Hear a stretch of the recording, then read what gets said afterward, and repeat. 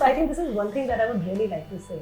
What we really like about RFL is that at times the working hours, particularly just before the championship, is really strenuous. They would go in the morning and at times even 12 o'clock they would come back. So there has been a lot of life learning in the sense that our children started commuting by themselves in the rickshaws by themselves. Independently. Yeah, so that was again beautiful. However, what I wanted to update or express was that no matter how so many hours they have spent over here, they would come home drained, they would come home exhausted, but they would never come home sad.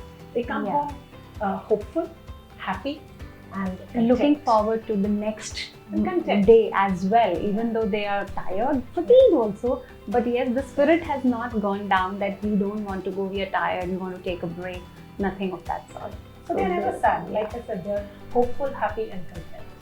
Through robotics, even though it is time consuming and challenging, but they're learning this balancing thing as well, which is a very slow and steady journey, which we go through, and we do it till like our age as well. We still try to understand how to balance situations and times. They're learning it, and yes, they're trying to balance that academics and robotics. I think focus. I think focus is something that they develop very strongly over here. That if you're able to focus on all your areas in life, you're able to achieve time efficiency very beautifully. So like Shoribir is also into sports. He is into sports at the national level. In fact, this year he's in Team India and will be representing India at the World Skate Games, which is being held at Argentina. And so he has maintained, for which again there is an extra level of training sessions and everything, like how it goes behind robotics.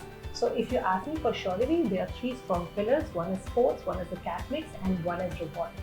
And I think you have to give opportunities to your children to be able to create that balance, which they're able to do because the amount of focus with which they work over here in robotics, the same focus is what they have to apply to the two.